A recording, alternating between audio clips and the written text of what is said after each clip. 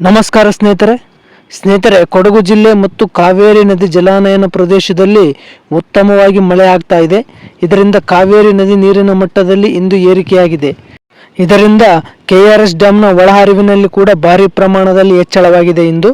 ಹಾಗಾದರೆ ಸ್ನೇಹಿತರೆ, ಇವತ್ತಿನ KRS ಡ್ಯಾಮ್ನ ವಾಟರ್ ಲೆವೆಲ್ ಎಷ್ಟಿದೆ, ಇಂದು KRS ಡ್ಯಾಮ್ನಲ್ಲಿ ಎಷ್ಟು ನೀರಿನ ಸಂಗ್ರಹವಿದೆ ಹಾಗೂ ಇವತ್ತಿನ KRS ಡ್ಯಾಮ್ನ ಒಳಹರಿವು ಮತ್ತು ಇವತ್ತಿನ KRS ಡ್ಯಾಮ್ನ ಹೊರಹರಿವಿನ ಬಗ್ಗೆ ಸಂಪೂರ್ಣವಾದ ಮಾಹಿತಿಯನ್ನು ಈ ವಿಡಿಯೋದಲ್ಲಿ ತಿಳಿಯೋಣ.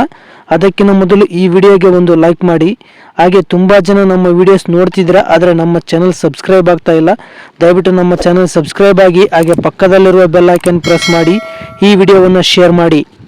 ಸ್ನೇಹಿತರೆ, ಇಂದು 1 ಆಗಸ್ಟ್ 2026 ಇಂದು ಶನಿವಾರ.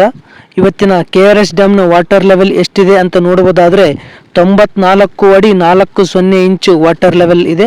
ಇನ್ನು ಕಳೆದ ವರ್ಷ ಇದೇ ಟೈಮ್ನಲ್ಲಿ KRS ಡ್ಯಾಮ್ನ ವಾಟರ್ ಲೆವೆಲ್ ಎಷ್ಟಿತ್ತು ಅಂತ ನೋಡುವುದಾದರೆ 123 ಅಡಿ 43 ಇಂಚು ವಾಟರ್ ಲೆವೆಲ್ ಇತ್ತು. ಇನ್ನು KRS ಡ್ಯಾಮ್ನ ಗರಿಷ್ಠ ನೀರಿನ ಮಟ್ಟ ಇರೋದು 124 ಅಡಿ 80 ಇಂಚು. ಸೊ ಇಂದು KRS ಡ್ಯಾಮ್ನಲ್ಲಿ ಎಷ್ಟು TMC ನೀರಿನ ಸಂಗ್ರಹವಿದೆ ಅಂತ ನೋಡುವುದಾದರೆ 18.733 TMC ನೀರಿನ ಸಂಗ್ರಹವಿದೆ.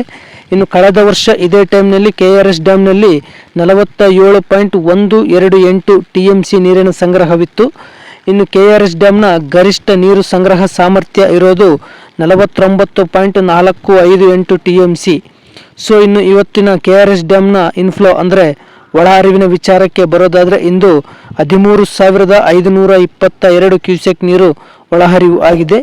ಇನ್ನು ಇವತ್ತಿನ KRS ಡ್ಯಾಮ್ನ ಔಟ್ಫ್ಲೋ ಅಂದರೆ ಹೊರಹರಿವಿನ ವಿಚಾರಕ್ಕೆ ಬರೋದಾದರೆ ಇಂದು 1,565 ಕ್ಯೂಸೆಕ್ ನೀರು ಹೊರಹರಿವು ಆಗ್ತಾ ಇದೆ.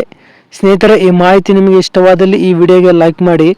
ಹಾಗೆ ಪ್ರತಿದಿನದ KRS ಡ್ಯಾಮ್ನ ವಾಟರ್ ಅಪ್ಡೇಟ್ ಬಗ್ಗೆ ನಮ್ಮ ಚಾನಲ್ ಸಬ್ಸ್ಕ್ರೈಬ್ ಆಗಿ, ಹಾಗೆ ಪಕ್ಕದಲ್ಲಿರುವ ಬೆಲ್ ಐಕನ್ ಪ್ರೆಸ್ ಮಾಡಿ.